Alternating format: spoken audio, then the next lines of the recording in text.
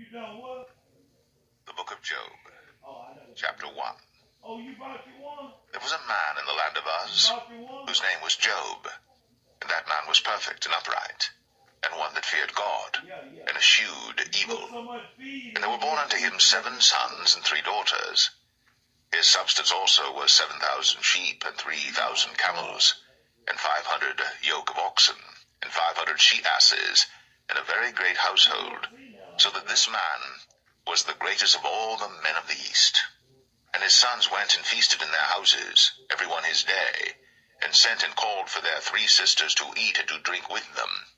And it was so, when the days of their feasting were gone about, that Job sent and sanctified them, and rose up early in the morning, and offered burnt offerings according to the number of them all. For Job said, It may be that my sons have sinned, and cursed God in their hearts. Thus did Job continually. Now there was a day when the sons of God came to present themselves before the Lord, and Satan came also among them. And the Lord said unto Satan, Whence comest thou? Then Satan answered the Lord and said, From going to and fro in the earth, and from walking up and down in it. And the Lord said unto Satan, Hast thou considered my servant Job, that there is none like him in the earth, a perfect and an upright man, one that feareth God, and escheweth evil? Then Satan answered the Lord, and said, Doth Job fear God for naught? Hast not thou made an hedge about him, and about his house, and about all that he hath on every side? Thou hast blessed the work of his hands, and his substance is increased in the land. But put forth thine hand now, and touch all that he hath, and he will curse thee to thy face. And the Lord said unto Satan, Behold, all that he hath is in thy power. Only upon himself put not forth thine hand. So Satan went forth from the presence of the Lord. And there was a day when his sons and his daughters were eating and drinking wine in their eldest brother's house. And there came a messenger unto Job, and said, The oxen were plowing, and the asses feeding beside them. And the Sabaeans fell upon them, and took them away. Yea, they have slain the servants with the edge of the sword. And I only am escaped alone to tell thee. While he was yet speaking, there came also another, and said, The fire of God is fallen from heaven, and hath burned up the sheep and the servants, and consumed them. And I only am escaped alone to tell thee. While he was yet speaking, there came also another, and said, The Chaldeans made out 3 bands, and fell upon the camels, and have carried them away, yea, and slain the servants with the edge of the sword. And I only have escaped alone to tell thee. While he was yet speaking, there came also another, and said, Thy sons and thy daughters were eating and drinking wine in their eldest brother's house. And behold, there came a great wind from the wilderness, and smote the 4 corners of the house, and it fell upon the young men, and they are dead. And I only am escaped alone to tell thee.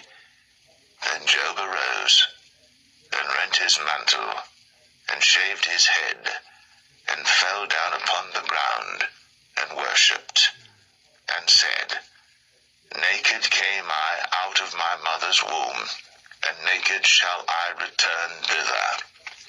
The Lord gave, and the Lord hath taken away. Blessed be the name of the Lord. In all this, Job sinned not, nor charged God foolishly.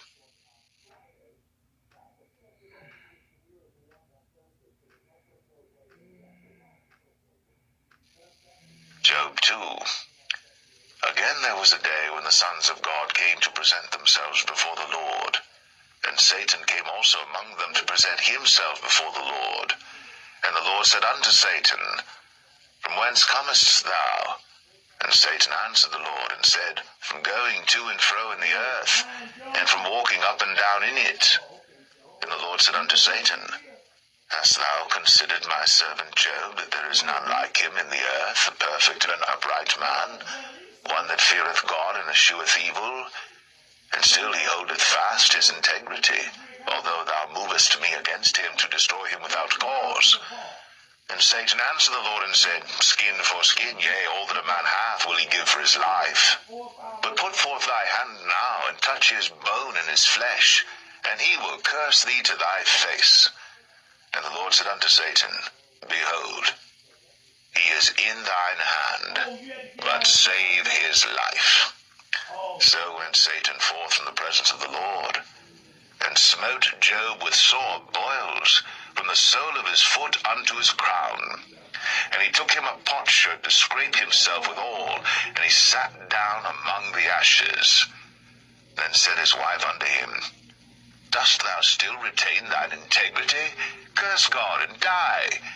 But he said unto her, Thou speakest as one of the foolish women speaketh. What? Shall we receive good at the hand of God? And shall we not receive evil? In all this did not Job sin with his lips.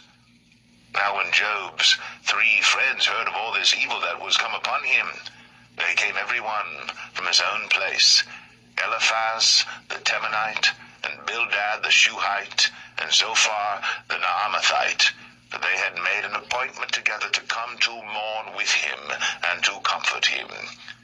And when they lifted up their eyes afar off, and knew him not, they lifted up their voice and wept, and they rent every one his mantle, and sprinkled dust upon their heads toward heaven. So they sat down with him upon the ground 7 days and 7 nights, and none spake a word unto him, for they saw that his grief was very great.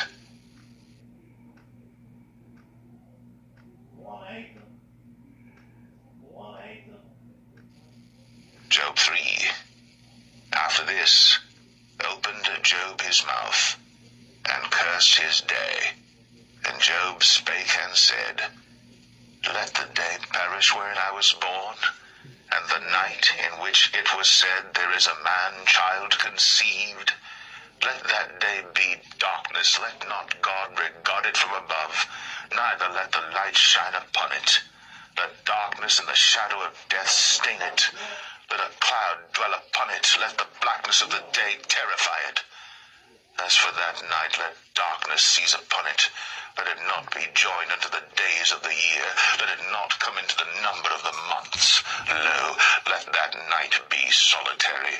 Let no joyful voice come therein.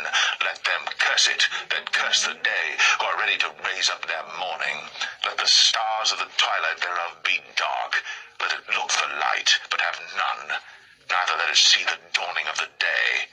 Because it shut not up the doors of my mother's womb, nor hid sorrow from mine eyes. Why died I not from the womb? Why did I not give up the ghost when I came out of the belly? Why did the knees prevent me? Or why the breast that I should suck? For now should I have lain still and been quiet, I should have slept, then had I been at rest. With kings and counselors of the earth, which built desolate places for themselves, or with princes that had gold, who filled their houses with silver, or as an hidden untimely birth I had not been, as infants which never saw light. There the wicked cease from troubling, and there the weary be at rest. There the prisoners rest together, they hear not the voice of the oppressor. The small and great are there, and the servant is free from his master. Wherefore is light given to him that is in misery, and life unto the bitter in soul, which long for death, but it cometh not, and dig for it more than for hid treasures, which rejoice exceedingly, and are glad when they can find the grave. Why is light given to a man whose way is hid, and whom God hath hedged in? For my sighing cometh before I eat, and my roarings are poured out like the waters. For the thing which I greatly feared is come upon me, and that which I was afraid of is come unto me. I was not in safety, neither had I rest, neither was I quiet, yet trouble came.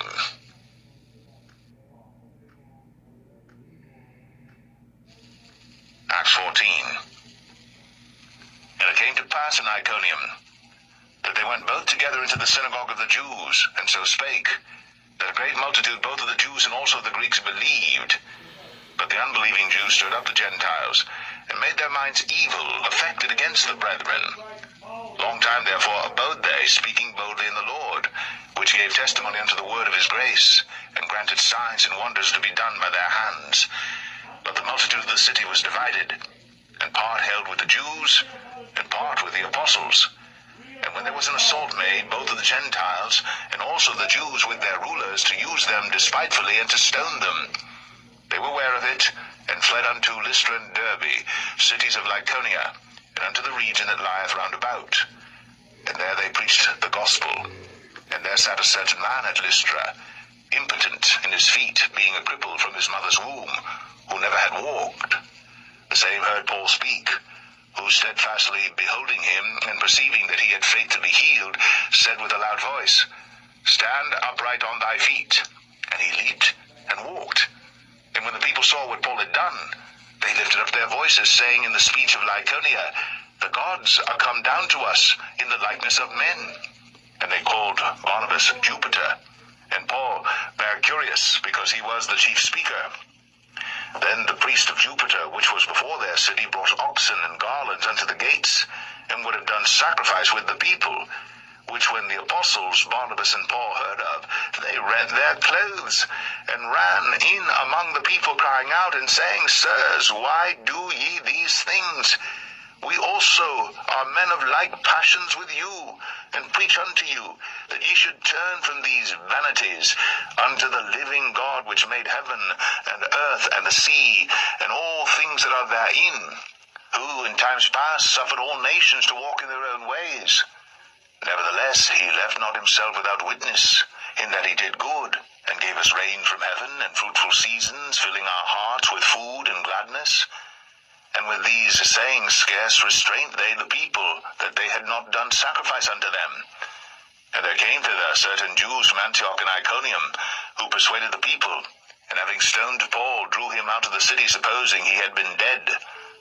Howbeit, as the disciples stood round about him, he rose up, and came into the city, and the next day he departed with Barnabas to Derbe.